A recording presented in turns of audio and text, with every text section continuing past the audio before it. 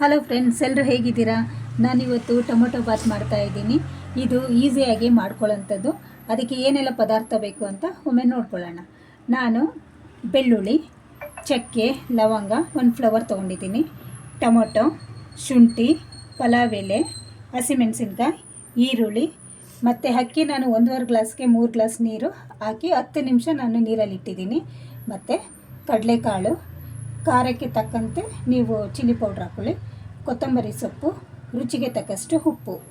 ಈಗ ಮಿಕ್ಸಿ ಜಾರಿಗೆ ನಾನು ಚಕ್ಕೆ, ಲವಂಗ, ಫ್ಲವರು, ಶುಂಠಿ, ಬೆಳ್ಳುಳ್ಳಿ ಮತ್ತು ಸ್ವಲ್ಪ ಈರುಳ್ಳಿ ಹಾಕ್ಕೊಳ್ತೀನಿ ನಾನು, ಮತ್ತು ಕೊತ್ತಂಬರಿ ಸೊಪ್ಪು,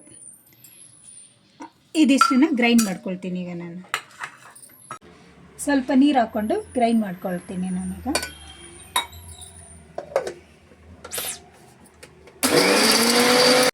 ಈಗ ಗ್ರೈಂಡ್ ಆಗಿದೆ.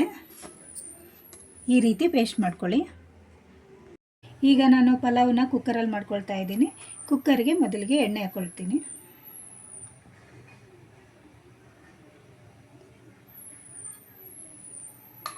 ಎಣ್ಣೆ ಬಿಸಿಯಾಗಿದೆ. ಈಗ ಈರುಳ್ಳಿ ಹಾಕ್ಕೊಂಡು ಫ್ರೈ ಮಾಡ್ಕೊಳ್ತೀನಿ. ಈಗ ಹಸಿಮೆಣಸಿನ್ಕಾಯಿ ಹಾಕ್ಕೊಳ್ತಾ ಇದ್ದೀನಿ.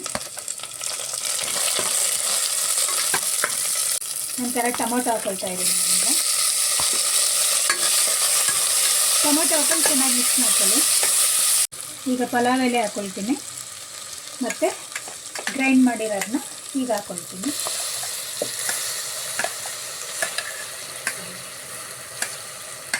ಈಗ ಇದನ್ನು ಚೆನ್ನಾಗಿ ಮಿಕ್ಸ್ ಮಾಡ್ಕೊಳ್ಳೋಣ.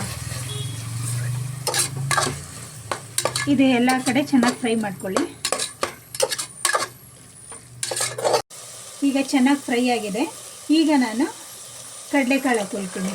ಇದು ಟೊಮೊಟೊ ಬಾತ್ಗೆ ಕಡಲೆಕಾಳು ತುಂಬಾ ಟೇಸ್ಟ್ ಕೊಡ್ತದೆ.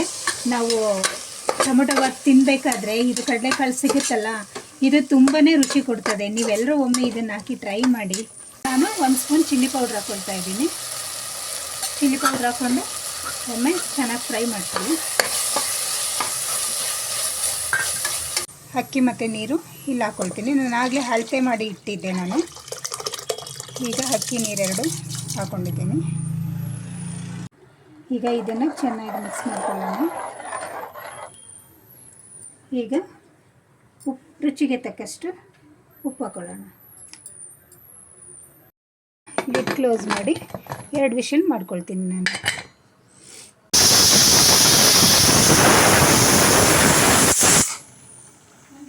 ಈಗ ವಿಶಿಲ್ ಹೋಗಿದೆ. ಲಿಡ್ ಓಪನ್ ಮಾಡ್ತೀನಿ. ಇವಾಗ ಟೊಮೊಟೊ ಬಾತ್ ರೆಡಿ ಆಗಿದೆ. ಎಲ್ಲ ಮಿಕ್ಸ್ ಮಾಡ್ಕೊಳ್ತೀನಿ.